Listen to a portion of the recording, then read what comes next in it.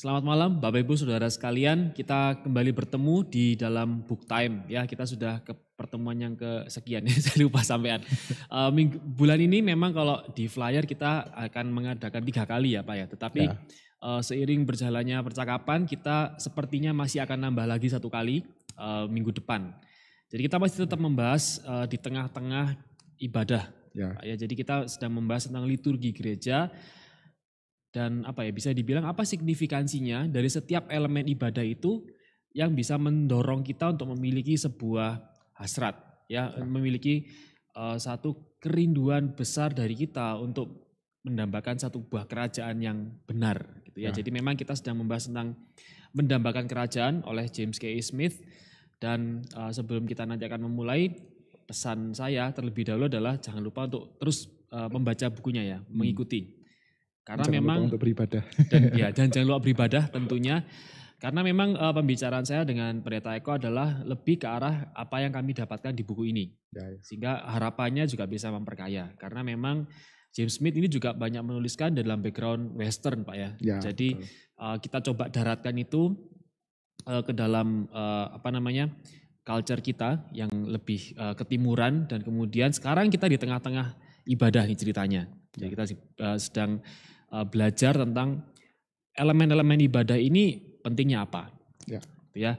Dan seperti biasa tetap dengan Pendeta Eko ya, yang juga akan banyak sekali pemikiran-pemikiran yang mungkin ketika kita baca buku tidak kepikiran gitu ya, tetapi indahnya Book Time ini adalah kita bisa saling melengkapi. Sehingga buku ini harapannya nggak cuma sekedar menjadi sebuah pengetahuan kognitif ya, tetapi goalnya adalah menjalani ibadah dalam kehidupan kita sehari-hari. Ya.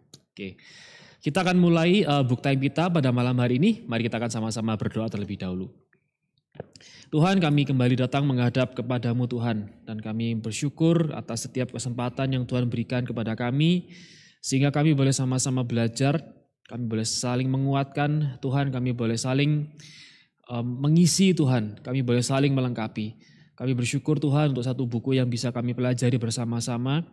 Dan kami punya satu kerinduan untuk kami boleh mendambakan satu kerajaan yang benar. Satu kerajaan yang sejati, yaitu kerajaan Tuhan sendiri. Tuhan, Kau tahu di dunia ini menawarkan ada banyak sekali kerajaan ya Tuhan. Dan kiranya ya Bapa, Tuhan berikan kepekaan kepada kami untuk kami boleh mengenali kerajaan-kerajaan itu Tuhan, yang membawa kami untuk datang kepada mereka. Tapi kami rindu Tuhan supaya kami boleh datang kepada Tuhan, kami boleh mendambakan dan datang kepada kerajaan yang benar. Kami mohon ya Tuhan, Kau boleh menyertai akan Book Time kami pada malam hari ini. Kami berdoa ya Tuhan, kiranya Engkau saja yang akan menyertai pembicaraan ini. Tuhan juga boleh memberkati akan setiap peralatan, Tuhan, hal-hal teknis untuk setiap hal yang akan dipergunakan di dalam Book Time ini. Kiranya Tuhan juga yang akan memberkati. Kami mau menyerahkan Book Time kami pada malam hari ini ke dalam tangan-Mu Tuhan. Hanya dalam nama Yesus kami berdoa. Amin. Oke, kita mungkin langsung aja Pak ya, karena kita kan sebetulnya jadi tengah-tengah ini ya. Jadi kita sudah membahas ada 7 elemen ibadah ya. Kita mulai kemarin itu dari kita kalau kita cari intinya tuh istilahnya adalah kalender gerejawi ya dengan kalender duniawi. Ya, dari bahwa kita tuh seringkali didrive oleh event-event yang ada di dunia. Ya, event-event liburan itu yang sebetulnya membentuk kita. Ya, kapan kita liburan, kapan kita bisa agak rileks, itu biasanya ditentukan oleh kalender dunia. Sedangkan kalender gereja sendiri kadang-kadang bisa jadi punya tuntutan yang berbeda. Saatnya kita libur Natal, Tahun Baru, itu biasanya banyak acara gitu ya. Tetapi jadi membuat kita belajar jadi punya prioritas gitu ya. Sekali lagi, kerajaan mana yang mau kita layani. Orientasi ya. Utama kita itu mengacu kemana. Ya, lalu dan di bab-bab yang berikutnya, ini sudah disampai di bab yang kelima. Di bab-bab yang berikutnya juga bisa diikuti di video-videonya, masih ada di channel YouTube-nya Gary Malang, Pak ya, mulai dari sebelumnya maksudnya. Bab sebelumnya. Eskatologis. Jadi mulai kita bahasnya bukan dari bab 1 ya, tapi dari pendahuluan. Ya, karena memang James Smith ini mengawalinya dengan pertamanya smooth banget gitu ya, baru dia masuk ke dalam hal-hal yang bisa kita pelajari. Lalu kemudian panggilan beribadah kita juga sudah membahas. Lalu sambutan Allah gitu ya, sambutan di dalam ibadah. Dan kemarin kita juga belajar tentang nyanyian. Ya, nyanyian itu adalah salah satu bagian dari ibadah yang tentunya sangat penting. Kita juga belajar tentang hukum ya, pembacaan firman. Dan kemarin kita juga sudah belajar tentang pengakuan dosa dan kita kemarin mengakhiri di baptisan. Ya, mungkin review sedikit ya. Kita dari baptisan saja kita bisa belajar banyak hal sebetulnya. Banyak hal-hal yang kalau mungkin kita melihat baptisannya secara fisik lah ya. Ya udah ya, hanya sekedar begitu saja. Tetapi sebetulnya ada banyak hal yang bisa kita pelajari dari baptisan, termasuk penerimaan, ya kesetaraan.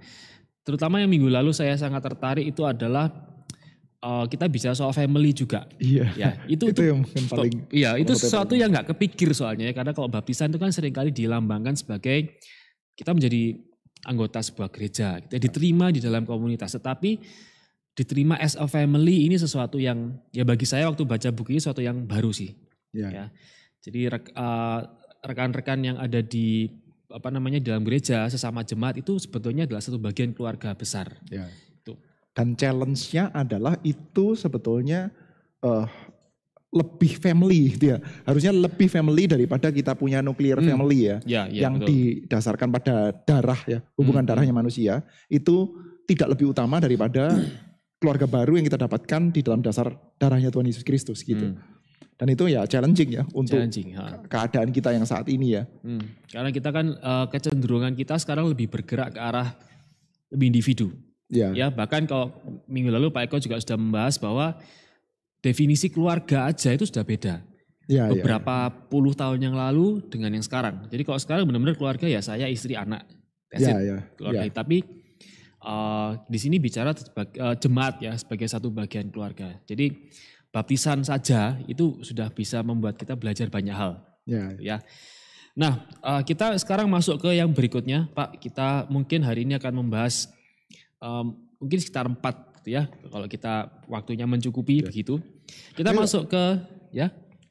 Kalau sebelum kita masuk ke pengakuan iman ya, saya ingin pick up sedikit dari ide yang kemarin yang menurut saya ya salah satu hal yang juga sangat insightful ya dari praktik baptisan yang disajikan di dalam bukunya ini ya, bukunya James Smith ini, dan juga satu hal yang ternyata di dalam formulasi baptisan kita itu nggak ada gitu ya. Jadi saya pikir itu salah satu buah aspek yang sebetulnya sangat baik, sangat penting, namun agak hilang ya. Jadi kita juga bisa belajar dari sesuatu yang kita tidak punyai gitu ya. Sesuatu yang kayaknya dipunyai oleh banyak orang-orang di dalam gereja Katolik, tapi kita tidak punyai itu. Dan itu nanti idenya akan berlanjut sampai kepada pengakuan iman rasuli ini, karena kita akan membahas pengakuan iman rasuli, yaitu berkenaan dengan renouncing setan. Menolak pekerjaan iblis, itu kan kita nggak ada ya. Kita pertanyaan-pertanyaannya adalah pertanyaan-pertanyaan positif. Apakah engkau mengakui Allah Tritunggal, mengakui pengakuan iman ini, pengakuan iman itu, lalu mau memberitakan Injil, mengakui Allah Tritunggal, mau memberikan perpuluhan dan lain sebagainya, melayani Tuhan. Semuanya adalah aspek-aspek positif dan kita perlu untuk mendapatkan jawaban dari orang-orang yang dibaptis itu secara loud and clear didengar oleh seluruh jemaat, dan kita juga mendengarkan somehow hal ini nggak ada sih ya di dalam praktek baptisan kita. Jemaat mestinya juga bersama-sama mengatakan ya kami bersedia untuk bersama-sama berkeluarga dengan orang baru ini gitu ya. Tapi by the way kita punya praktek positif itu, cuman kita nggak punya praktek negatifnya. Apakah engkau mau melawan pekerjaan setan, melawan ketamaan, melawan apa begitu kan ya? Aspek itu nggak ada. Kalau aspek itu dipertahankan, kita bisa melihat adanya nuansa yang di satu sisi itu pembentukan satu buah keluarga baru ya, family baru. Namun family baru dengan value baru itu juga punya real enemy yang baru, punya lawan-lawan yang baru gitu ya. Makanya itu saya pikir satu buah aspek yang di dalam sifat kegerejaan saat ini agak tidak terlalu dikembangkan. Kita banyak dikembangkan tentang saling mengasihi satu dengan yang lain, namun membenci pekerjaan setan itu kayak kurang terlalu dikembangkan gitu. Sementara di dalam bagian selanjutnya ya, yang Pak Tio mau masuk berkenaan dengan pengakuan iman rasuli kan ada berkaitan sama janji setia gitu ya. Silakan. Ya, kalau pengakuan iman rasuli ini mungkin mengingatkan kita pada bab yang ketiga ya kalau tidak salah ya, yang tentang ada tawaran kerajaan patriotisme itu. Jadi kan memang kalau pengakuan iman rasuli ini sebetulnya adalah sebuah, ya tadi kalau Pak Eko bilang deklarasi, sebuah pengakuan iman. Ini counter ya. Jadi gini, kalau kita perhatikan ya sebetulnya setiap poin ini sedang berusaha counter culture dunia ini. Iya. Ya, walaupun secara mungkin kita tidak sadari. Karena kalau setiap minggu kita beribadah, kayaknya ya flow-nya gitu-gitu aja. Ya. Tetapi sebetulnya deep down ya, value dari kita sedang melakukan ibadah, itu kita sedang melakukan counter culture terhadap apa yang ditawarkan sama dunia. Dari mulai ya penanggalan itu dari awal itu kita sudah counter sebetulnya. Yeah. Dan ini kita sedang mengcounter juga sih sebenarnya ya. Kali kalau kita berbicara tentang pengakuan iman rasuli, kalau kita ingat kembali ke flashback ke bab yang ketiga, itu ya di Amerika sih ya. Karena memang kan James Smith memberikan contohnya Amerika, bahwa ya seringkali patriotisme itu seperti sebuah kerajaan. Yeah. Loyalitas kita itu fully kepada negara. Jadi apapun saya lakukan untuk negara, ya. Nah, bukan berarti kemudian loyal kepada negara itu salah ya, tetapi ini ada batasan-batasan. Di mana kita diingatkan kembali bahwa kerajaan kita tuh bukan di sini. Nah, diingatkan di bagian itu bahwa ya kita terlalu sering fokusnya kepada kerajaan yang kita bisa lihat lah ya. Mungkin gampangnya seperti itu. Pengakuan iman rasuli itu counter. Ya, jadi kita sekarang diajak untuk bersama-sama mengakui iman kita. Nah, ini mungkin kita mulai ya. Dia akan mulai dari halaman 218 ya. Oke, yang pertama, ya poin pertama yang mau ditekankan oleh James Smith adalah ada di halaman 219 yang atas. Pertama, pengakuan iman rasuli berfungsi sebagai janji setia gereja ya. Dilafalkan setiap minggu secara serempak. Pengakuan iman tersebut merupakan deklarasi, pernyataan tegas yang berkaitan dengan renunsiasi yang kita lakukan di dalam baptisan. Mengakui kesetiaan kita kepada raja asing ya, Allah Trihuni. Nah, jadi kita sudah mendeklarasikan janji setia kita kepada Tuhan. Ya, kalau mungkin dari Pak Eko, ini gini, setahu saya juga tidak semua gereja mengucapkan ini ya. Ya. Aduh iman. Ya, jadi setahu saya memang tidak semua gereja itu ada part di mana kita mengucapkan pengakuan iman rasuli. Ya. Saya pikir kalau di dalam bagian ini sekali lagi James Smith mengaitkan ini dengan renounce pekerjaan setan, dan ini adalah semacam kayak sumpah setia kita. Saya pikir dalam hal ini secara historis James Smith menangkap dengan sangat baik ya. Karena kalau kita lihat ya pengakuan iman yang saat ini kita punya ya, pengakuan iman rasuli itu kan adalah pengembangan dan pemilihan.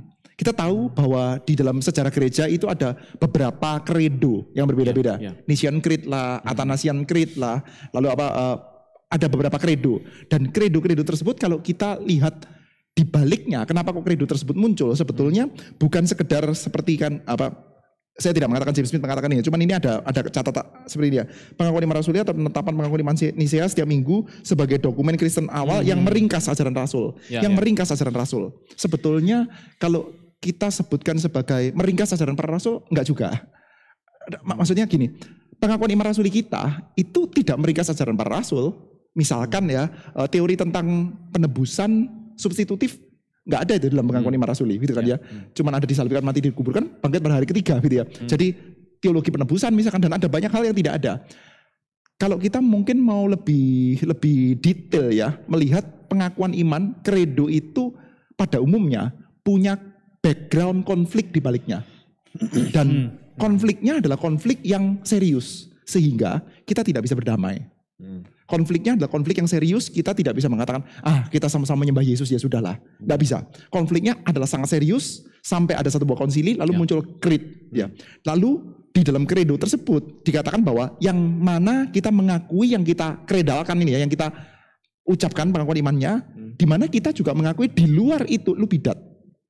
Di luar itu kamu, your soul is damned in hell, kira-kira gitu ya. Kamu dihancurkan dalam neraka, kira-kira begitu. Jadi ini ada satu buah ungkapan yang sangat penting, renounce pekerjaan setan juga. Di luarnya ini kamu tidak selamat gitu. Pengakuan iman itu seserius itu. Jadi kita sedang mengucapkan bahwa ini adalah hal yang ada nuansa polemik di dalamnya, ada nuansa pertempuran, ada pertarungan di dalamnya. Saya sendiri Pak Tio, termasuk orang yang, ini kita juga sudah pernah ngobrol dia. Saya sendiri termasuk orang yang bangga dengan sejarah gereja, bahwa di dalam sejarah gereja itu ada bidat-bidat yang dihukum mati.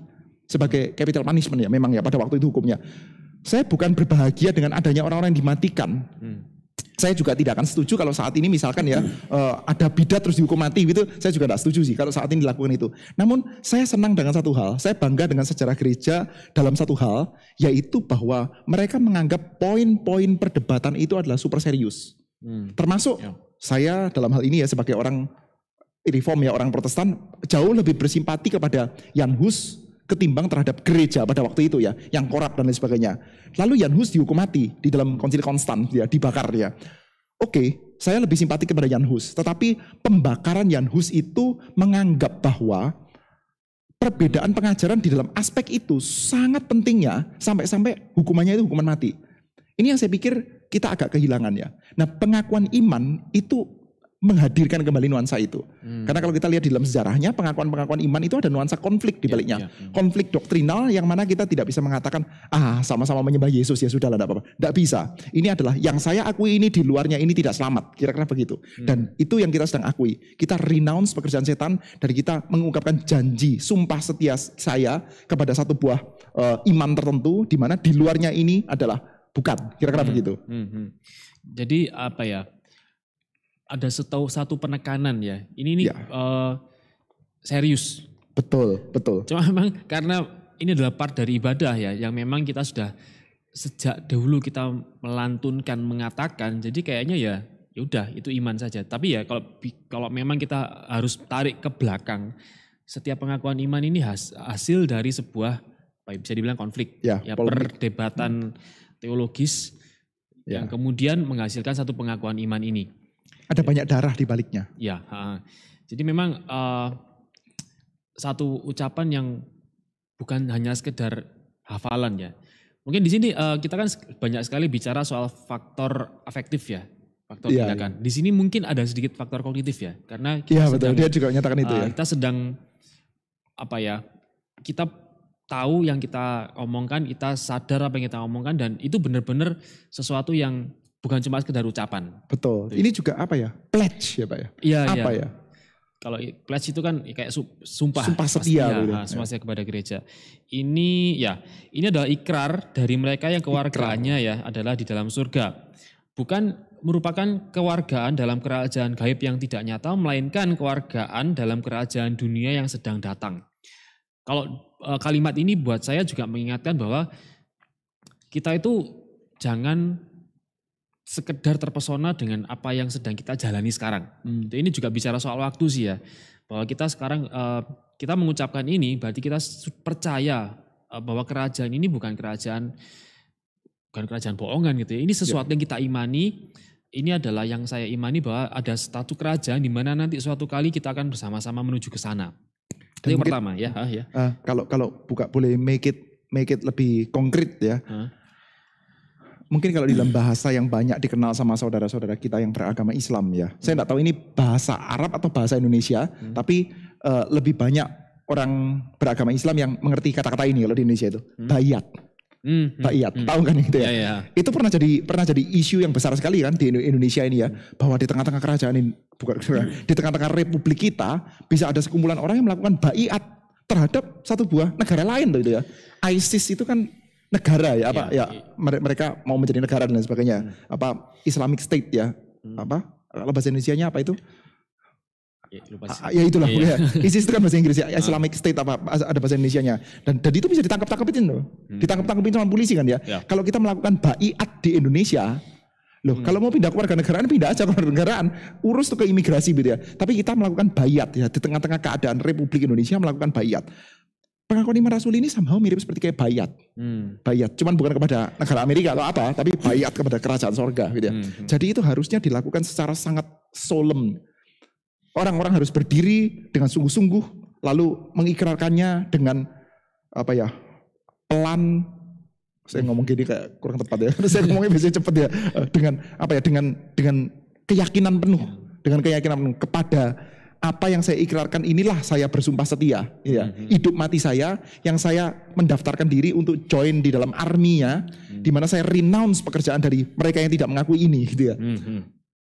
Gesture berdiri itu juga penting Pak ya. Oh iya. Kan ketika kita mengatakan pengakuan iman, kita juga dalam kondisi berdiri. Lalu yang kedua, ya, pelafalan bersama pengakuan iman membentuk kita sebagai umat historis. Ya, kita mengingat kembali ya, kita adalah pewaris tradisi. Kita berutang budi kepada mereka yang telah mewariskan iman sepanjang generasi. Ini salah satu poinnya, seperti yang tadi sudah kita bahas ya. Histori di balik pengakuan iman yang kita ucapkan itu bukan hanya sekedar merumuskan gitu aja, tapi ada sesuatu yang jauh lebih dalam daripada itu. Dan iman kita ini bukan iman yang baru pertama kali muncul sekarang, tapi ada trace tradisinya. Sangat salah sekali kalau ada pandangan yang sayangnya kok agak populer ya. Orang Kristen tidak peduli tradisi, tidak peduli sejarah. Itu amat sangat salah sekali. Bahwa ada orang-orang Kristen dan cukup banyak yang tidak peduli terhadap sejarah dan tradisi. Itu too bad, itu menyedihkan gitu ya. Tetapi sejatinya Kristianitas, khususnya kita yang punya pengakuan iman ya, itu sama sekali bukan orang yang mau melupakan sejarah. Kita percaya bahwa kita itu di dalam trace yang berkesinambungan terus sejak imannya bapak leluhur kita Abraham sampai kepada Kristus Yesus, para rasul, sampai kepada bapak-bapak gereja reformatoris sampai saat ini gitu ya. Trace-nya terus ya. Ketika kita mengucapkan pengakuan iman kita, trace imannya di dalam sejarah itu jelas. Ini ya, berbeda dengan liturgi sekuler yang terpesona pada kekinian dan kebaruan ya. Ibadah Kristen membentuk kita sebagai umat yang mengingat. Ini mungkin gini ya, ada banyak contoh kasus di mana gereja itu berusaha untuk reach out kepada generasi muda yang itu tadi pada akhirnya kita jadi melupakan tradisi karena hanya sekedar ingin entah nama jemaat atau mereka memang berusaha reach out tetapi dengan cara malah jadi sama dengan yang mau diraih itu. Itu kan terlalu mencari gini ya memang kenyataannya ya untuk masalah kebaruan ya kita pasti ada di situ. Ya kita juga acara ini kan juga karena kita punya fasilitas ya. Tetapi sekali lagi value-nya ya mungkin itu yang perlu diperhatikan. Betul. Jadi kan banyak sekali reach out-nya itu kita malah jadi seperti yang berusaha kita reach, malah gerejanya yang katut dengan culture seperti itu. Itu saya sangat disayangkan karena itu ya kalau kita punya banyak kesempatan untuk belajar studi sejarah gereja itu ya ini kita bisa lebih paham. Salah satunya lah mungkin saudara bisa cari informasi lebih banyak ya tentang pengakuan iman. Salah satunya. Ya. Kita itu kadang-kadang lupa ya. Kulminasi sejarah selama ribuan tahun itu nyaris kita tidak bisa ketemu lagi hal yang lebih bagus loh. Maksudnya kan salah ya kalau kita berpikir bahwa orang kuno pasti idiot itu kan salah kan. Itu sudah bertentangan dengan sejarah, bertentangan dengan segala sesuatu gitu. Banyak jenius di masa yang lampau ya. Thomas Aquinas tuh umur berapa udah merubah arah pemikiran gitu. Mozart tuh umur berapa gitu ya. Kita ngomong ya bahwa saat ini kalau kita mau mencari satu buah pemikiran yang baru atau satu buah identitas yang baru, satu buah tradisi yang baru yang saking gloriousnya seluruh kulminasi dalam sejarah itu bisa jadi gak ada. Itu kemungkinan besar akan jadi konyol tuh. Kemungkinan besar. Tapi banyak di antara kita yang lupa bahwa kita itu punya akar yang mendalam sekali dan super glorious di dalam iman Bapak Patriark sejak Abraham sampai kepada Kristus, sampai kepada Bapak-Bapak gereja, sampai kepada Bapak-Bapak reformasi.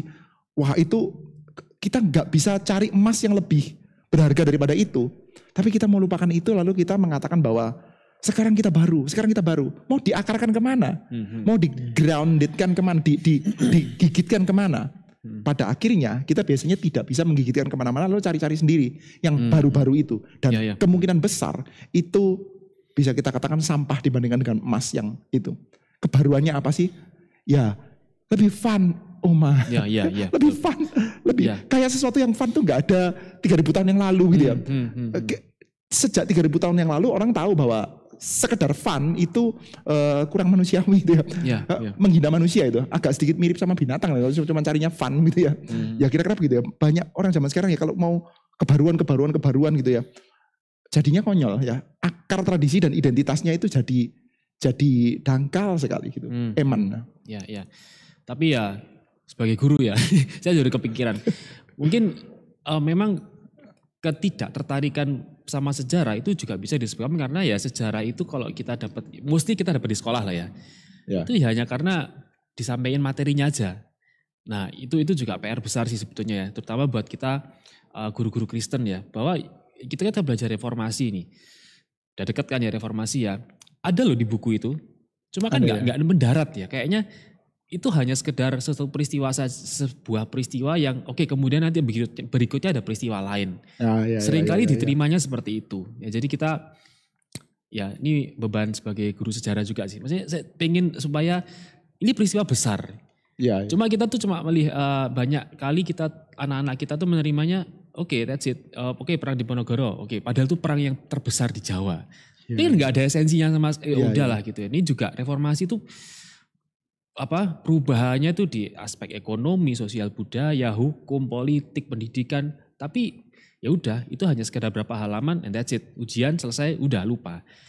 Ya kita sebagai gereja perlu ada ini ya, sedikit mendorong ya. Ya sedikit, harus banyak mendorongnya. Harus banyak mendorong ya. Jadi ya itu sebetulnya indah sekali ya. Satu pekerjaan besar yang harus terus kita lakukan. Nah yang terakhir tadi sudah kita bahas sebetulnya aspek kognitif ya juga ada. Karena kita mengucapkan dengan pemahaman. Jadi kita bukan hanya sekedar ngomong, ikrar jadi setia kepada Tuhan, tetapi kita sudah paham dengan apa yang kita ucapkan. Kita tidak merapalkan mantra ya Pak ya? Ya betul. Nah itu tentang pengakuan iman rasuli. Oke, kita akan geser sekarang ke berdoa. Ya. Di sini James Smith memberikan judul ya, berdoa itu adalah mempelajari bahasa kerajaan. Nah jadi doa itu pertama menjadi umat yang menolak untuk puas dengan apa yang terlihat. Dan kita menjadi umat yang melihat ada lebih banyak yang terjadi ketimbang apa yang kelihatan. Kita diajak melihat sebuah realita ya, yang tidak bisa kita lihat. Itu doa. Itu indahnya doa ya.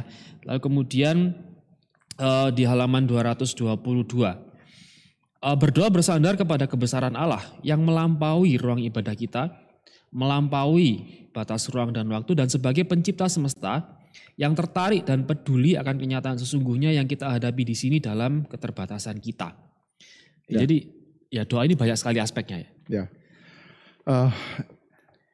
Ini penekanan terus-menerus ya, Ketika Anda membaca buku ini, bab 5 ini bukan sedang menjelaskan kepada kita satu buah gambaran yang paling lengkap tentang satu demi satu elemen ibadah itu isinya apa saja. Saudara cari ke GRI Kelapa Gading, ada Pak Billy pernah kasih satu demi satu elemen ibadah. Mungkin belajar di sana akan lebih kalau kita ingin belajar satu demi satu elemennya, di sana akan membahas dengan lebih detail ya. Itu bukan yang dilakukan sama James Smith. Yang dilakukan sama James Smith adalah bagaimana hal-hal tersebut membentuk hidup kita. Oleh karena itu lepas dari berdoanya benar atau tidak benar, tapi aktivitas doanya harus dilakukan. Lepas dari pengakuan imannya seperti apa, tapi melakukan pengakuan iman itu sendiri menjadi satu hal yang penting gitu ya. Itu penekanan yang terus menerus ya. Dan di lembaga ini bagaimana kita itu dibentuk di dalam doa. Di dalam doa tadi kita baca di dalam ini ya, di dalam doa itu kita diajarkan untuk percaya bahwa ada sesuatu yang lebih daripada realitas yang saat ini ditangkap oleh mata kita. Dan realitas itu adalah realitas yang real. Realitas yang real yang mana mata kita yang terbatas ini belum bisa melihatnya. Kadang-kadang kita itu membalik ya, dengan mengatakan bahwa berdoa itu kita berani beriman kepada sesuatu yang belum real. Nah tapi justru kalau di lembaga ini kita diajak untuk melihat, berdoa itu mengajak kita untuk melihat sesuatu yang real daripada sesuatu yang parsial yang saat ini kita lihat sehari-hari gitu kan dia. Dan dia mengatakan ini apa? Praktek berdoa bersandar pada kebesaran Allah yang melampaui ruang ibadah kita, melampaui batas ruang dan waktu, dan sebagai pencipta semesta yang tertarik dan peduli akan kenyataan sesungguhnya. Akan kenyataan sesungguhnya. Yang kita punya saat ini kenyataan bukan ya kenyataan, tapi ada kenyataan sesungguhnya yang lebih besar, yang kita belum terlalu tahu, yang kita akan reach out melalui doa gitu ya. Akan kenyataan sesungguhnya yang kita hadapi di sini dalam keterbatasan kita. Ya, jadi berdoa itu kita kembali ke afektif sekarang ya. Tindakan berdoanya sendiri itu menunjukkan sebuah sikap ya, tindakan berserah kepada sesuatu yang istilahnya kita percayai. Ya, kita percaya. Karena kalau kita misalnya berdoa secara kognitif ya, itu ya balik lagi kepada istilahnya realita yang sekarang. Tetapi ketika kita punya sikap berdoa kita akan tahu bahwa ini kita sedang berbicara lah kepada sesuatu yang real, yang nyata. Ada iman di situ. Ya, jadi kita kembali kepada afektif. Gitu ya. Kalau tadi mungkin kalau pengakuan iman kita ada sedikit senggol sisi kognitif ya. Karena yang kita omong ini kan saya sedang percaya sama ini. Doa juga sama, hanya saja sekarang tindakan kita itu kan beda ya Pak. Berdoa kalau kita benar-benar percaya kepada siapa kita berdoa itu dibandingkan dengan doa yang mekanis ya. Jadi doa yang biasa-biasa gitu ya, yang doa-doa yang hanya segala kata-kata yang indah itu pasti akan ada bedanya. Jadi ya kesimpulannya ya berdoalah gitu ya. Berdoalah yang benar-benar kita itu ya kita benar-benar percaya sama apa yang kita doakan gitu ya. Dan kemudian kalau kita bicara doa syafaat Pak ya. Doa syafaat ini di dalam gereja kita seringkali mendoakan bukan hanya untuk diri kita. Tapi biasanya doa syafaat itu juga adalah part di mana kita mendoakan untuk banyak hal. Ya, nah di sini kan dikatakan juga kita dipilih sebagai umat bukan demi kepentingan kita, namun bagi kepentingan dunia. Ya, sebagai imamat rajani kita dipanggil untuk berdoa bagi dunia. Nah, ini juga peran serta kita di dalam mendoakan dunia ini juga satu hal part dari gereja, satu hal yang harus dikerjakan oleh gereja. Jadi kalau kita bicara soal family ya, itu kan mungkin di antara sesama jemaat, tetapi balik lagi panggilan gereja itu ya nggak cuma ngumpul-ngumpul di situ aja, reach out ya. Dan di sini satu hal yang bisa kita lakukan adalah dengan doa, itu ya. Di sini kita jadi sekali lagi dikonfrontasi dengan jati diri. Jati dirinya kita adalah orang yang ditaruh di dalam dan yang melaluinya. Gitu. Kita ditaruh di dalam dunia dan melalui kita dunia itu akan terberkati. Sehingga berdoa syafaat itu menjadi satu hal yang sebetulnya terus-menerus kita lakukan, bukan sekedar karena Tuhan mendengar doa dan sebagainya, tapi ketika kita melakukan doa syafaat itu kita terus-menerus dikukuhkan, diaplikasikan lagi dan lagi jati diri kita sebagai orang yang ditaruh di dalam dan ditaruh untuk dunia gitu. Itu adalah panggilannya setiap umat Tuhan. Ketika kita ditaruh dan kita melakukan doa syafaat dan terus ya setiap minggu kita do itu. Entah sungguh-sungguh atau tidak sungguh-sungguh ya sungguh-sungguh lah gitu. Tetapi ketika kita tahu kita ditaruh di sana, kita pelan-pelan kan jadi berpikir saya selalu mendoakan yang kayak mendoakan pemerintah lah, mendoakan inilah, mendoakan orang-orang di luar negeri lah, mendoakan orang-orang yang dianiaya di sana. Itu orang-orang saya nggak tahu semua ya. Tapi kita terus-menerus ketika kita berdialektika itu ya, kita justru dinyatakan ya bahwa loh kamu itu ada untuk ini. Ini adalah your identity. Ya. Abraham itu diutus untuk menjadi berkat bagi seluruh bumi gitu. Oke, peran kita dia sebagai gereja. Ini kemudian ada juga ya doa pengakuan dosa. Kadang-kala dengan mengulang kembali pengakuan dosa dalam doa syafaat diberikan kata-kata yang untuk menyuarakan visi keadilan yang merupakan intisari dari visi Shalom Alkitab. Ya, ini satu part juga dari situ. Dan akhirnya, nah ini mungkin part yang penting ketika kita berdoa. Doa bagi pencerahan dipanjatkan dan mempertanyakan keyakinan kita akan kemandirian. Dan di sini kebergantungan. Ini kan sebenarnya sikap ya, bahwa ketika saya berdoa itu saya benar-benar menggantungkan diri saya kepada siapa saya berdoa. Itu satu attitude afektif lagi. Ini satu tindakan keberserahan yang besar sebetulnya ketika kita berdoa. Dan walaupun tadi ya kita mungkin mendoakan untuk banyak orang yang tidak kita kenal gitu ya. Ada bencana di sini, ada bencana di situ, ataupun mungkin ada anggota jemaat gereja yang sedang sakit atau apa. Kita juga mendoakan yang mungkin kita juga tidak kenal.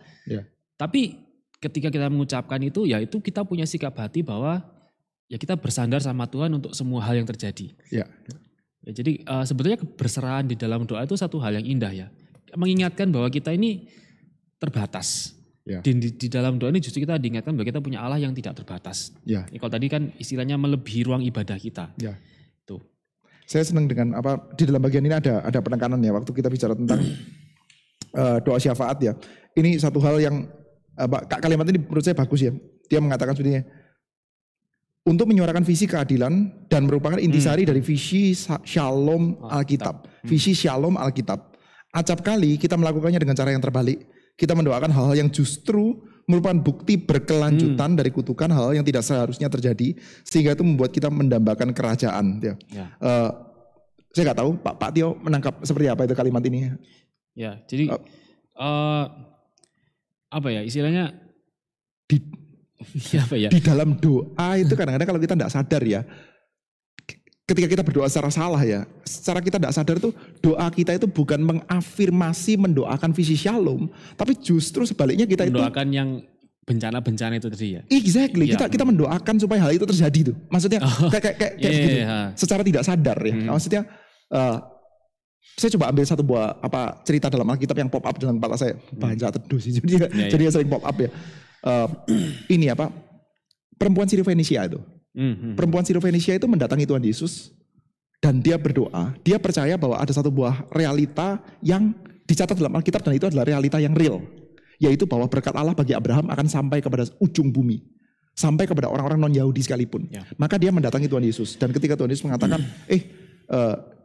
Tuhan Yesus memakai ucapan yang cukup umum di dalam zaman itu, yaitu bahwa orang non-Yahudi itu adalah anjing. Tidak semestinya memberikan roti kepada anjing. Perempuan ini yang menyadari posisinya di dalam cara pikirnya orang Yahudi adalah anjing. Mengatakan bahwa, ingat gak di dalam perjanjian lama? Ingat gak bahwa realitas yang sejati adalah berkat Allah kepada Abraham itu sampai juga kepada anjing-anjing. Maka saya memintakan itu. Dan Tuhan Yesus mengafirmasi itu. Betul tuh, imanmu itu betul gitu ya. Bahwa Allah itu memberikan berkat kepada keturunan Abraham sampai bukan cuma kepada anak-anak tapi anjing-anjing, yaitu orang-orang di luar Yahudi akan terberkati dan menjadi kenyang semua.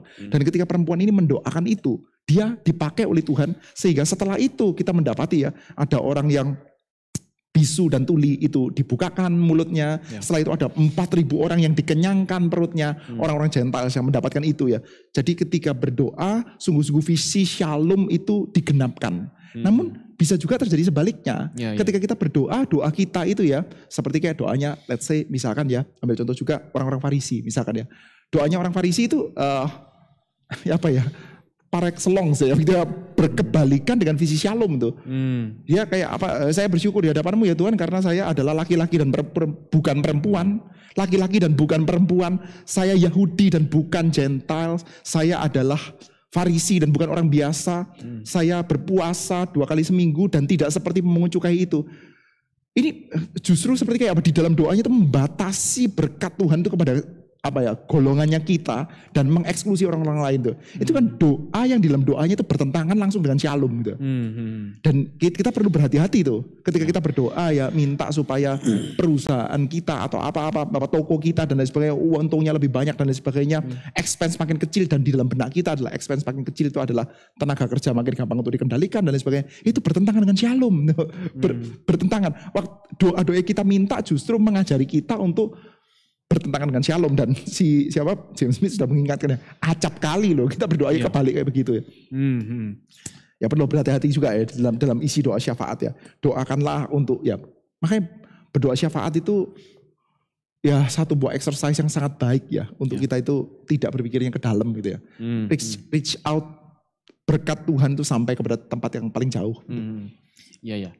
Ya ini tadi acap kali kita mendoakan hal yang justru merupakan bukti berkelanjutan dari kutukan. Hal yang tidak seharusnya terjadi sehingga itu membuat kita berdoa untuk kesembuhan dari sakit penyakit, perlindungan dari penindasan, mengakhiri eksploitasi lingkungan, rasisme, akhiri perang. Ya inilah mengapa doa syafaat begitu kerap disertai ratapan. Ya jadi sekali lagi, tapi ya pada akhirnya ya kita kembali lagi bahwa untuk memahami dunia sebagaimana yang telah ditetapkan oleh Sang Pencipta, kita bergantung pada pengajar di luar diri kita. Jadi kebergantungan. Hanya saja memang tadi diingatkan bahwa doa kita tuh sebagai ucapan itu adalah seharusnya mengandung visi shalomnya Tuhan. Betul. Dan kita bergantung kepada Tuhan untuk menjalankan visi shalom itu. Karena ya balik lagi kita nggak bisa, itu bukan pekerjaan kerja kita. Kita kan vessel gitu ya. Tadi doa ini sebuah exercise yang bagus ya. Tentang kebergantungan dan tentang kesadaran lah ya, karena kita kan harus untuk itu tadi menjalankan sebuah visi shalom itu tidak bisa kalau kita lihatnya ke dalam terus. Ini sebuah exercise ya. Ini juga ada afektifnya, ada kognitifnya kali ya, karena kalau kita berdoa kan juga tentunya dengan pemahaman kan, kita nggak cuma sekedar asal ngomong. Betul. Ya. menarik ya. Jadi kalau doa mungkin ini porsinya bisa panjang sekali. Tapi karena keterbatasan waktu, kita sekarang coba lihat ke yang berikutnya. Karena ini juga seringkali dianggap part yang paling penting dari ibadah. Sehingga yang lain biasanya suka dilupakan, yaitu khotbah. Dan sebelumnya maksudnya doa untuk membuat kita itu boleh dibukakan supaya kita lebih mengerti firman Tuhan gitu ya. Bagian terakhir dari doa ya. Oke, terus gimana Pak? Nah kita sekarang masuk ke dalam khotbah. Ya memang kecenderungannya ya kalau kita lihat di YouTube dan podcast atau apapun gitu, yang jadi mungkin kata-kata salah ya, atraksi utamanya khotbah. Dan itu sikap seperti itu pun muncul ketika kita datang beribadah. Pokoknya belum khotbah, saya tidak telat. Itu sering terjadi kayak begitu ya. Jadi anggapan kita adalah yang saya cari khotbahnya. Padahal kita sudah bahas dari depan, mulai dari kapan kita ibadah dan seterusnya itu penting. Nah, tapi ini seringkali jadi apa ya, yang dianggap bagian utama yang dicari orang tuh ini. Biasanya begitu. Nah, kita lihat sekarang di sini. Kalau dia kasih contoh antropolog Mars tuh ya, dia balik lagi kepada antropolog Mars tentang apa sih yang sedang dikhotbahkan. Ya, Alkitab yang tentunya yang dikhotbahkan adalah Alkitab. Di sini kita lihat dulu Alkitabnya ya. Alkitab berfungsi sebagai naskah bagi komunitas yang beribadah. Kisah yang mengungkapkan jati diri umat Allah, tatanan kota baptis dan api imajinasi Kristen. Ya, jadi pertama sebelum kita melanjutkan sekali lagi bahwa the whole ibadah itu penting. Khotbah ini memang sedang mempercakapkan firman Tuhan. Itu penting, tetapi bukan ini saja yang penting, the whole ibadah penting. Ya, jadi ketika datang beribadah, ikutilah ibadah mulai dari awal. Balik ke sini sekarang. Alkitab itu di sini bicara kembali soal narasi ya. Jadi kita itu adalah ketika kita membaca Alkitab, mungkin sebagian besar Alkitab kita itu walaupun bentuknya surat sekalipun itu sifatnya narasi, ada cerita. Dan di sini kita kembali diingatkan bahwa ya manusia itu adalah manusia yang nyambung dengan cerita. Ya, yang makhluk yang bercerita. Makhluk yang bercerita. Jadi dia lebih enak ya, dia akan lebih nyambung dengan cerita, dan itu bukan tidak sengaja ya, Tuhan membuat Alkitab kita seperti itu. Karena ya Tuhan tahu setelannya manusia itu adalah story yang nyampe ke kita, dan itu yang kita dengarkan ketika kita mendengarkan khotbah. Jadi kita melihat ya, ibadah Kristen dibentuk secara mendalam oleh ungkapan gamblang kisah Alkitab.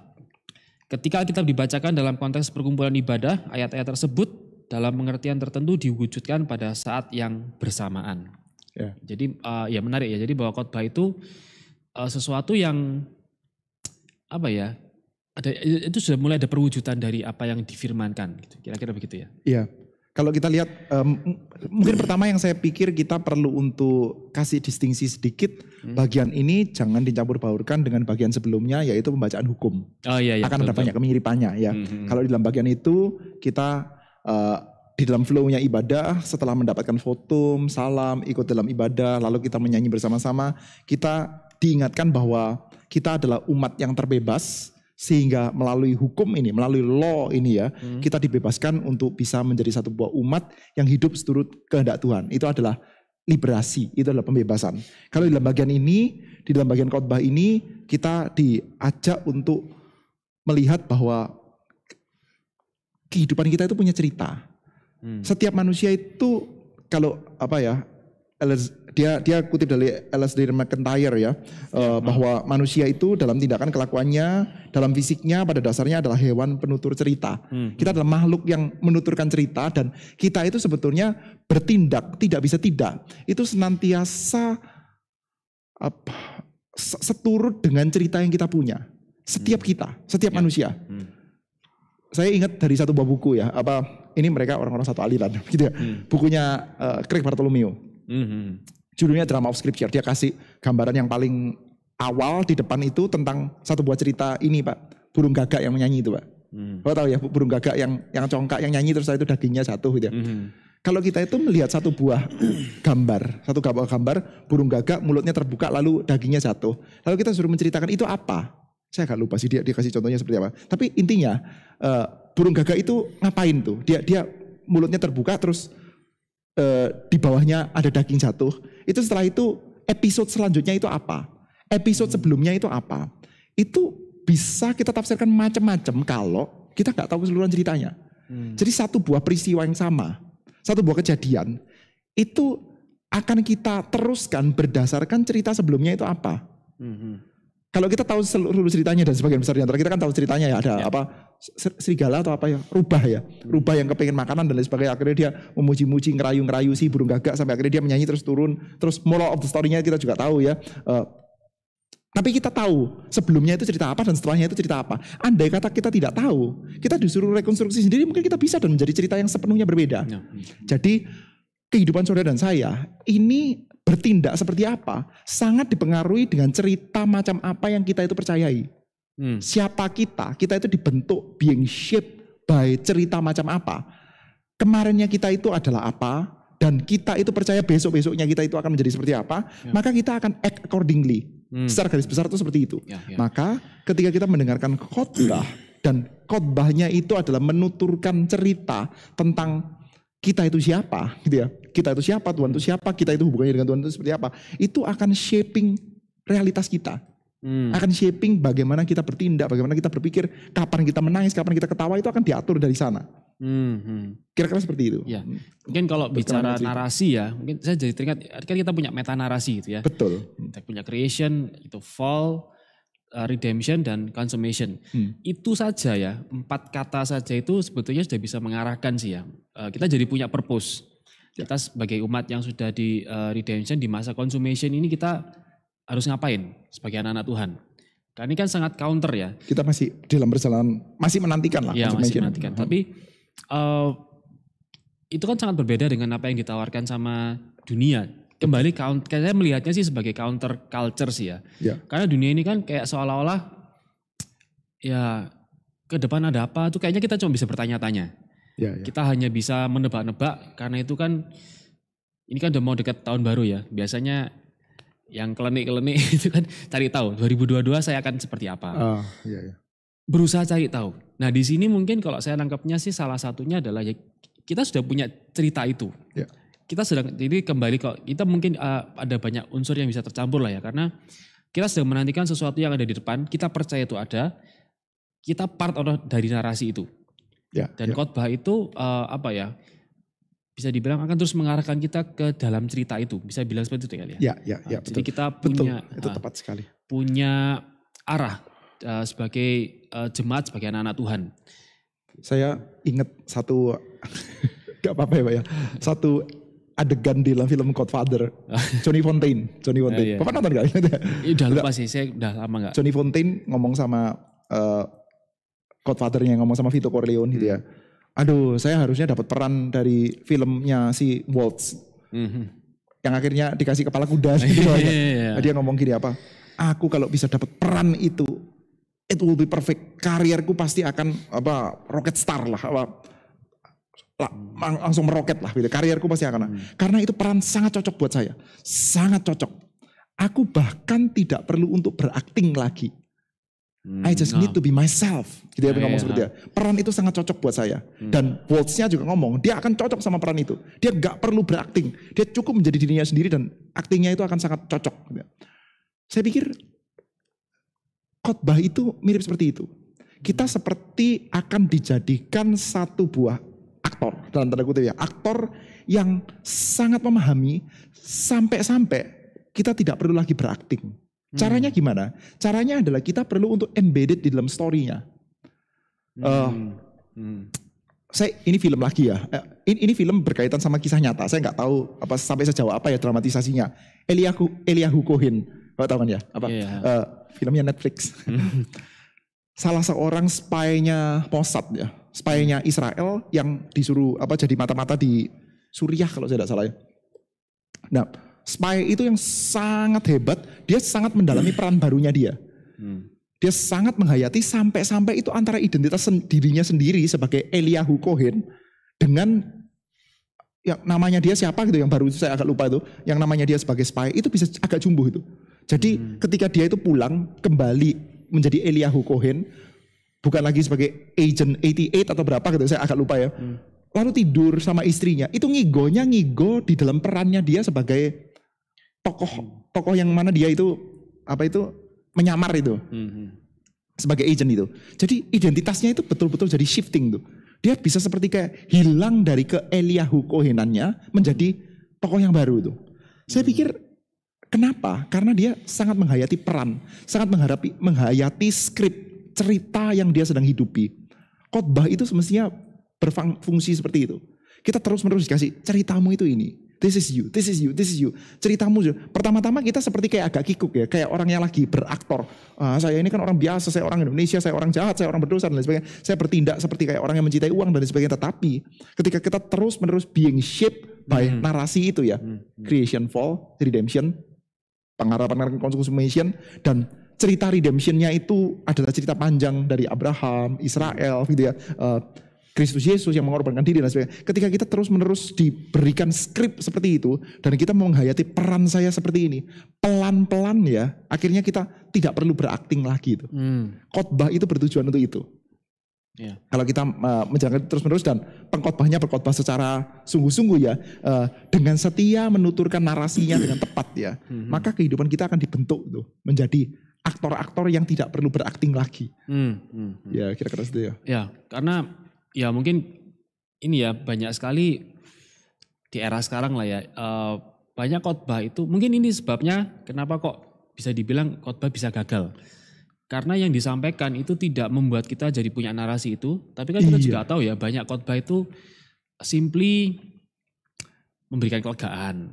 Ya maksudnya kita menyentuh bidang permukaannya sih. Kita diberikan kelegaan, kita tips and trick lah ya. Kayak kita baca buku self help book, how to. Nah itu ketika dalam kondisi kita how to-nya itu nggak bisa berjalan, itu bisa berhenti ya. Maksudnya benar-benar satu kehilangan sebuah kepercayaan terhadap ibadah. Nah, karena itu memang khotbah ini sekali lagi semua ibadah itu penting, tapi ketika kita berusaha masuk ke dalam narasi ini sangat ini juga ya. Kita juga harus berhati-hati dengan, makanya pengkhotbah ini perannya betul. Berat ya karena dan tricky Pak, karena tuntutannya jemaat agak berbeda. Dan ya ketika kita juga dalam satu jemaat background beda-beda ya, ini nanti kita juga bahas sedikit ya tentang keberbedaan jemaat itu, ya memang harus bisa mengakomodasi. Tetapi sebetulnya kita tadi punya narasi yang sama sebetulnya. Sharing sedikit, ini pergumulan pengkhotbah ya. Saya pernah ceritain sama istri saya itu ya. Khotbah kan ya, setiap hari Minggu khotbah itu salah satunya saya biasanya, bukan salah satu, saya senantiasa tanya sama istri saya, tadi khotbah itu ngerti atau enggak? Saya posisikan istri saya sebagai jemaat ya, ngerti atau enggak, lalu punya dampak seperti apa. Cita-cita idealnya saya, cita-cita ideal saya itu adalah saya agak minim memberikan kata-kata, jadi kamu mesti seperti ini. Saya agak minim tuh, cita-cita saya sebetulnya ya. Karena menurut saya, ya seperti yang dikatakan sama Smith ini ya, khotbah itu menuturkan ceritanya, menuturkan skripnya. Dan setiap kita akan act accordingly berdasarkan skrip tersebut gitu ya. Tapi suatu kali istri saya cerita ya dia lihat jemaat yang ini, jemaat yang itu ya, kelihatan seperti kayak suntuk sekali itu ngeri khotbah. Sampai terakhir pada waktu ada 1 dan 2 bagian aplikasi, mulai agak begini, mulai agu-agu gitu ya. Itu yang dicari how to-nya. Saya sedang mengalami ini, what should I do? Saya sedang mengalami ini, what should I do? Gitu ya. Padahal semestinya berkhotbah itu memberikan satu buah narasi, menuturkan ceritanya bahwa kamu adalah orang yang menjalankan peran ini. So act accordingly berdasarkan ceritanya. Nah itu memang ada pergumulan khusus ya bagi orang yang kerjanya khotbah kayak saya begini ya. Karena tuntutannya jemaat itu mereka nggak kepingin mendapatkan penuturannya. Mereka kepingin mendapatkan penjelasan dari penuturannya. Padahal ya Alkitab dikasihkan sama kita itu sebagai satu buah penuturan loh. Kalau kita mau true to scripture ya, kita itu perlu untuk mau tahu ceritanya apa, penuturannya apa, dia ngomong apa, begitu. Ini jadi mengingatkan waktu di awal kita bahas tentang elemen ibadah ya, bahwa yang namanya ibadah itu Tuhan memanggil kita.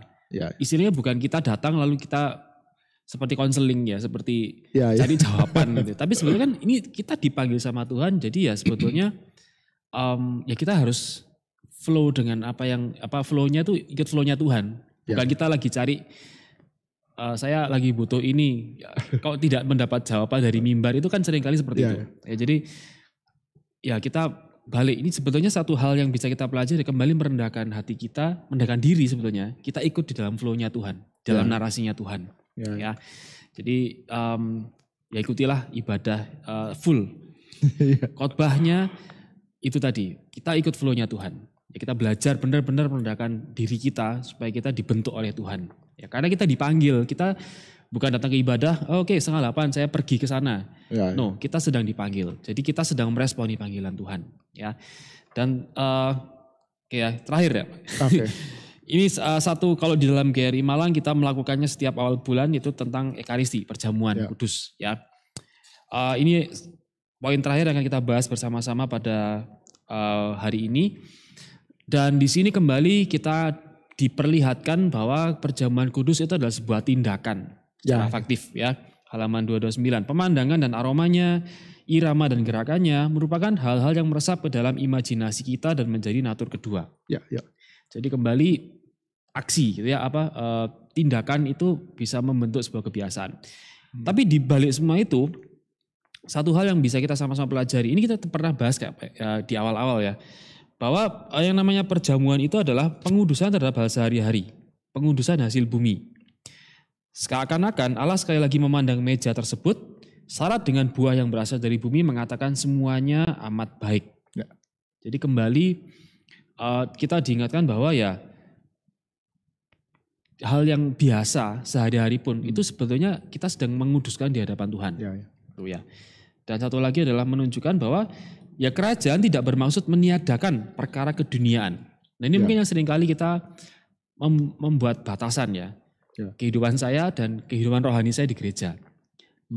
Perjamuan kudus ini sebetulnya menyatukan itu. Karena kan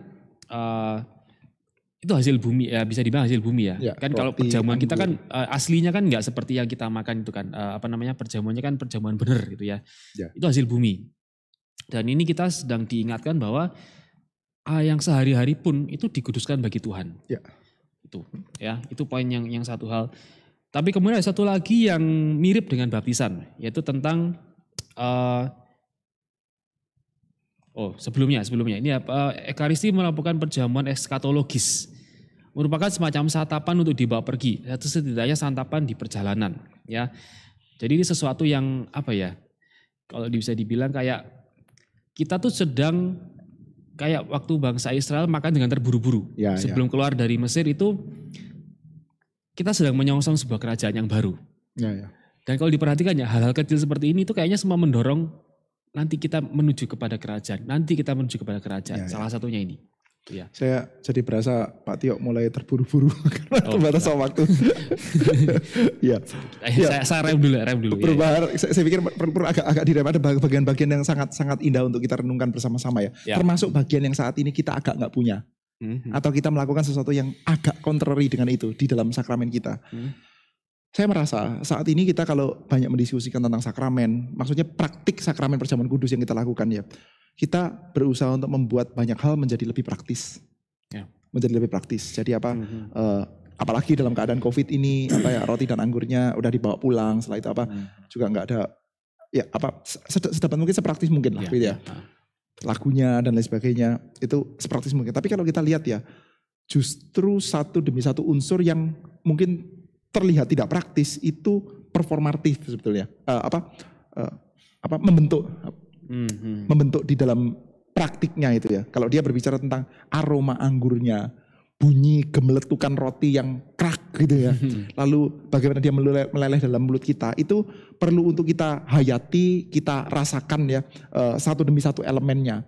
Termasuk ketika kita itu makannya bersama-sama dengan yang lain dan lain sebagainya. Itu satu demi satunya meskipun tidak praktis tapi berbicarakan sesuatu. Sayangnya kita lebih menekankan kepada kepraktisannya ya. Dan memang kita tidak bisa merangkul semua tradisi ya. Ada tradisi yang dikatakan sama Smith ini, kalau saya tidak salah di dalam gereja GPIB ya, mereka masih lakukan itu ya. Di mana roti dan anggurnya itu tidak dibagi-bagikan tapi mereka maju ke depan gitu ya. Jadi ada nuansa kami duduk semeja, kami ngantri dan kami ada Holy Communion ya, berkomuni, duduk satu meja gitu ya. Itunya ada penekanannya. Ritualnya itu ya, yang agak ribet itu berbicara sesuatu, termasuk tentang bau anggurnya dan lain sebagainya. Dan betul itu adalah unsur hasil bumi. Anggur, roti, gandum dan lain sebagainya itu adalah hasil bumi yang dipandang baik oleh Tuhan, dan itu adalah peristiwa yang sehari-hari kita makan, kita tahu kita makan dan kita mendapatkan kehidupan, dan Tuhan Allah memakai hal yang sangat keseharian tersebut. Kalau di dalam surat Korintus kan kita bahkan bisa melihat ya, makannya mereka biasa, makan biasa ya, makan biasanya mereka, makan mundennya mereka, perjamuan kasih lah, perjamuan kasihnya mereka itu dihayati sebagai perjamuan kudus tuh. Itu kan beautiful ya. Jadi yang sangat sehari-hari tapi dikonsekrasi menjadi satu buah gambaran di dalam benaknya kita yang bentuk kita bahwa keseharian kita itu semestinya juga dikonsekrasi untuk seluruhnya bagi Tuhan. Gitu. Ya, ngerem dikit Pak. Ya sebelum tadi yang Ekaristi itu ya, ini ada satu sih yang di tengah yang juga sebenarnya saya tandai. Perayaan Ekaristi itu sendiri merupakan pemberkatan akan makanan, minuman, semua kebiasaan dan praktik kita sehari-hari yang merupakan bagian mendasar dari hal menjadi ciptaan yang bergantung dan terbatas. Ya.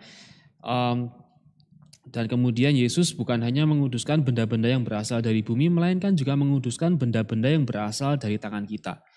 Budaya ya. Jadi maknanya besar ya. Memang kita kalau perjamuan kudus apalagi sekarang gitu ya, menghindari sentuhan sesedikit mungkin gitu ya, sehingga semua jadi terkap tapi tadi ada culture yang memang datang semua ke depan, berbagi gitu ya.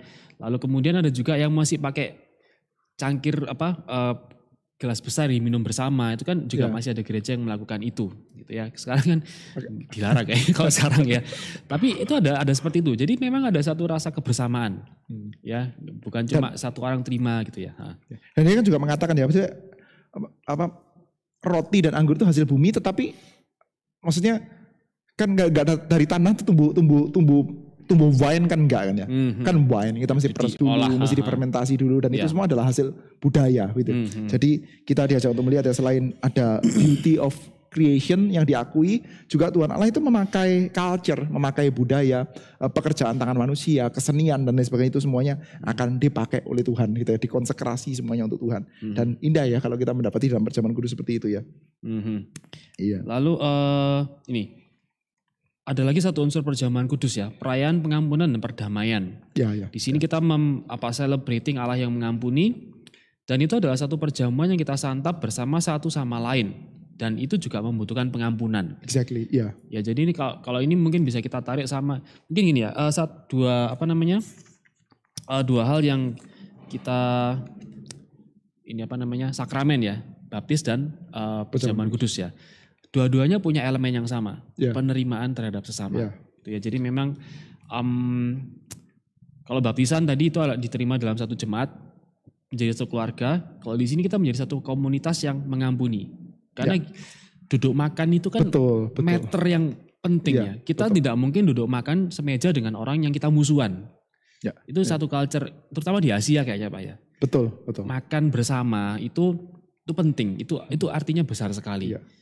Dan ini kita ditunjukkan bahwa ya ketika kita makan bersama, satu perjamuan dalam satu jemaat, it means ada kedamaian, nggak ada saling curiga, saling apa. Dan di sini jadi satu komunitas yang indah gitu ya, komunitas yang ada perdamaian Tuhan di situ.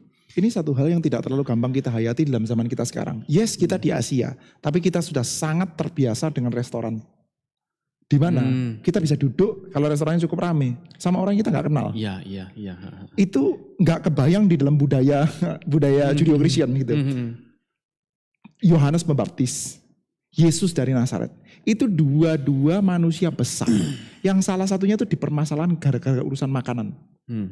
Dan makanan itu ternyata memang adalah urusan yang sangat serius ya. Orang-orang Yahudi juga punya hukum halal haram makanan, atau mungkin bukan cuma hukum, dietary law ya. Termasuk halal haram makanan, makanannya dimakan kapan, dimakan sama siapa, itu salah satu yang sangat utama ya, dimakan sama siapa. Dan di dalam perjamuan kudus itu kita mendapati kita duduk semeja dengan Tuhan Yesus dan juga dengan saudara-saudara seiman yang lain. Dan itu memang satu buah challenge yang besar sekali ya. Mereka nggak punya restoran yang mana kita bisa duduk makan sama orang yang kita tidak berdamai dengannya. Duduk makan dengan siapa itu terasosiasi dengan siapa. Maka di satu sisi ya, yes, kita duduk makan dengan Yesus Kristus, kita boleh berasa, Tuhan engkau mau menerima saya. Saya orang berdosa dan engkau mau duduk makan bersama dengan saya. Dan itu ada dasar Alkitabnya, memang Yesus duduk makan bersama dengan orang-orang berdosa gitu ya. sampai dituduh pelahap dan peminum gitu ya, duduk makan bersama dengan orang berdosa. Namun di sisi yang lain ya, kita juga boleh menghayatinya secara clear ya. Ini kalau mau mengambil dari kata-kata di dalam surat Yohanes ya, kamu bohong kalau mengatakan mencintai Tuhan tapi gak mau mencintai saudaramu. Ya. Maka saya pikir ketika kita perjamuan kudus, kalau kita hayati secara sungguh-sungguh ya, kita bersyukur kepada Tuhan, Tuhan engkau mau rekonsiliasi dengan saya, engkau mau duduk makan dengan saya. Tapi pada saat yang bersamaan kita juga bersyukur kepada Tuhan untuk ini, saudara-saudara seiman. Ya. Tuhan saya bersyukur karena Pak Tio mau menerima saya. Dan saya juga mengatakan, thank you Pak Tio. Sekarang kamu mau duduk semeja sama saya. Dan juga saudara boleh bayangkan orang-orang yang kita anggap paling menyebalkan. Which is menurut orang itu kita juga sangat menyebalkan. Itu kan James Smith juga dia cautious akan hal itu ya. Banyak orang-orang yang kita anggap menyebalkan dan tentu saja kita itu juga adalah orang menyebalkan di dalam matanya orang itu. Gitu ya. Dan perjamuan kudus itu challenge. Menantang kita untuk kita bersyukur bahwa dia mau duduk semeja dengan kita. Dan kita mau duduk semeja dengan dia. Cuman kita prakteknya gak terlalu dapat.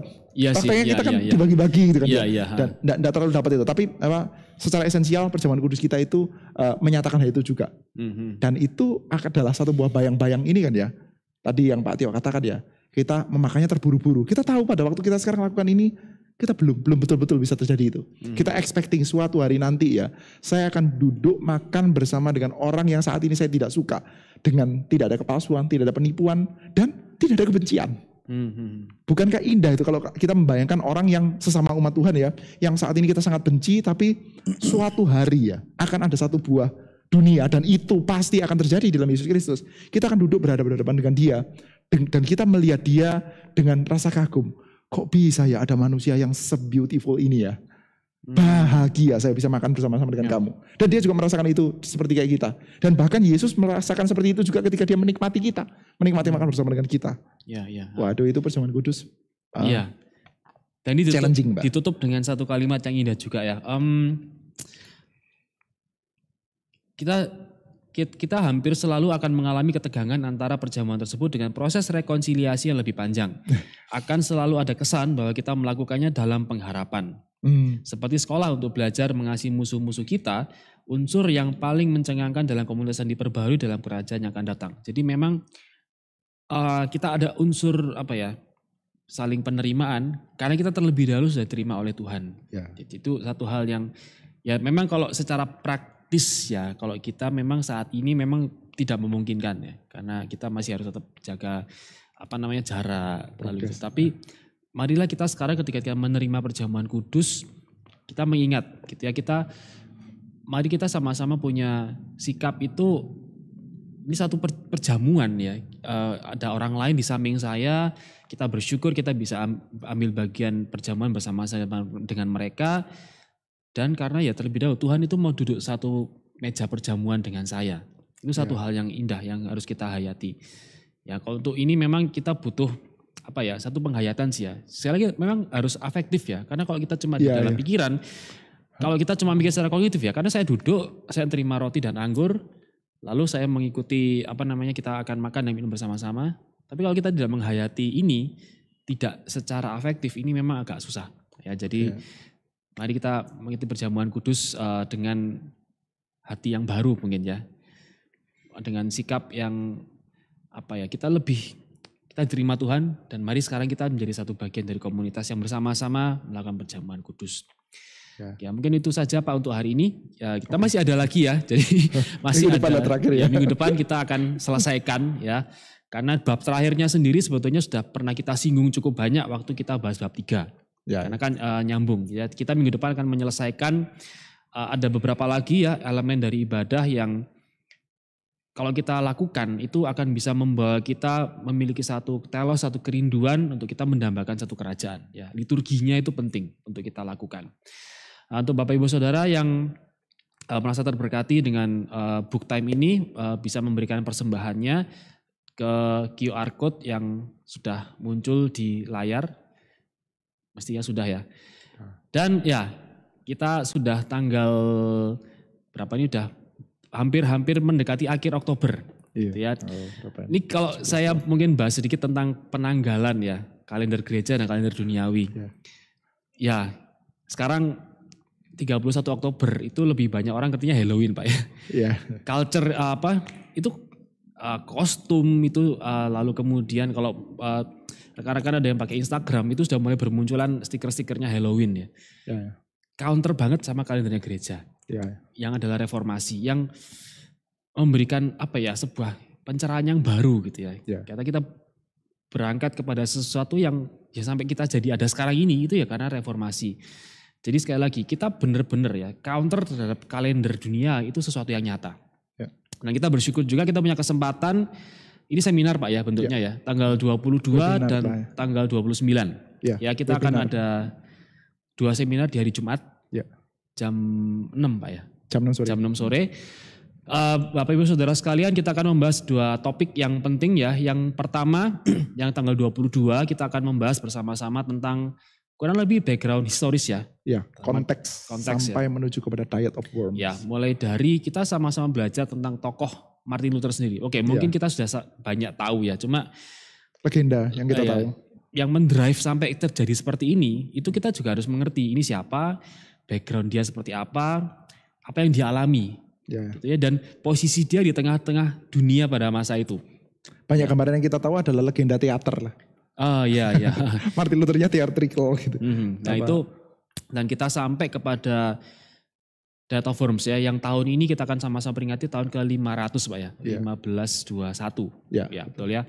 Lalu yang tanggal 29 kita akan membahas mungkin hal yang lebih praktis Pak ya. Bukan. Membahas beberapa isu-isu teologis. Jadi intinya kita akan membahas konteks dan teks. Pertemuan pertama tanggal 22 kita akan banyak berbicara tentang konteks ya. Jadi apa keadaan sosial, politik, teologi juga. Lalu satu demi satu kejadian-kejadian yang berkulminasi menuju kepada satu hal. Tapi saya percaya kita perlu juga belajar secara esensial ya sebetulnya apa sih yang akhirnya mendefinisikan gerakannya Martin Luther itu ya. Salah satu tulisan Martin Luther yang sangat bisa dibilang matang ya, itu ditulis 1520, ada bukan salah satu ya, ada 3 tulisan ya. 3 tulisan yang kita kenal sebagai treatise itu. Mungkin nanti kita akan bahas dari beberapa bagian saja ya, mungkin on Christian freedom, lalu berkenaan juga dengan on the Babylonian captivity of the church. Kita akan coba untuk lihat teksnya. Jadi nanti kita akan bahas dari beberapa kalimat-kalimat langsung dari teksnya gitu ya. Banyak di antara kita kan banyak bicara sampai kepada sparknya aja. Martin Luther 95 tesis, tapi 95 tesis isinya apa banyak di antara kita tidak tahu gitu ya. Harap kita bisa mengetahui secara lebih esensial tuh ya. Isi dari perdebatan-perdebatannya itu apa. Ketimbang sekedar sparknya tapi kita nggak tahu isinya. Kalau kita ngomong ya percaya pada Yesus Kristus sungguh-sungguh. Loh memangnya orang Katolik nggak percaya begitu kan ya. Jadi kita perlu tahu yang membedakan itu apa gitu. Ya. Jadi kita akan membagi dalam 2 pertemuan ya, tanggal 22 tentang konteks, 29 tentang teks ya. Dan rekan-rekan sekalian dapat mendaftar di ada QR code-nya ya. Kalau daftar di situ ada QR code-nya yang bisa di-scan. Nanti bisa mendaftar terlebih dahulu karena kita akan menggunakan Zoom ya. Karena kan kita juga menghitung itu nanti ada berapa yang ada di ruang Zoom itu. Oke. Jadi, kalau kesulitan WA juga enggak apa-apa sih. Oh iya. Jadi nanti ada nomor yang bisa dihubungi juga ya di flyernya itu, jadi bisa langsung saja mendaftar lewat WA atau bisa langsung di scan QR code-nya yang ada di situ ya. Dan besok jemaat yang bergereja di GRI saya juga mengundang untuk bersama-sama kita bisa datang untuk bersekutu di dalam doa, dalam persekutuan doa jam 6:30 malam. Ya kita sudah mulai offline juga ya mengundang jemaat sekalian untuk boleh bersekutu di dalam ibadah. Tentunya tetap dengan menjaga protokol kesehatan ya, kita tetap masih berjauhan, tapi tentunya kita punya satu kerinduan untuk datang bersekutu bersama-sama sebagai umat Tuhan untuk datang berdoa. Ya, kita akan menutup pertemuan kita pada malam hari ini. Kita akan bersama-sama berdoa. Mari kita berdoa. Bapak, terima kasih untuk ibadah yang Tuhan perkenankan untuk kami boleh ikuti setiap minggu ya Tuhan. Ketika kami boleh melihat betapa Tuhan Kau membukakan kepada kami betapa indahnya ibadah yang kami lakukan ini. Tuhan Kau mau ajar kami, Tuhan mau pimpin kami. Tuhan sudah boleh mengisi pengetahuan kami, kognitif kami. Tapi kami juga mau Tuhan Kau ubahkan supaya tindakan kami, kebiasaan kami Tuhan, itu boleh mencerminkan kerinduan kami akan kerajaan yang kami mau tuju, yaitu kerajaan Allah sendiri. Tuhan kami bersyukur untuk setiap khotbah firman Tuhan. Kami bersyukur untuk perjamuan kudus. Tuhan, kami bersyukur Tuhan ketika kami boleh mengatakan pengakuan iman kami. Tuhan, kami bersyukur Tuhan untuk semua yang Tuhan boleh sediakan bagi kami. Biarlah kiranya ya Bapa, kami boleh semakin rindu untuk kami boleh beribadah dengan baik. Terima kasih Tuhan, karena setiap minggu Tuhan boleh memanggil kami, umat pilihan Tuhan, untuk boleh datang beribadah kepadamu. Bapak, terima kasih untuk hari ini. Kami mau serahkan segenap diri kami ke dalam tangan-Mu Tuhan. Kami bersyukur Tuhan boleh menyertai Book Time pada malam hari ini.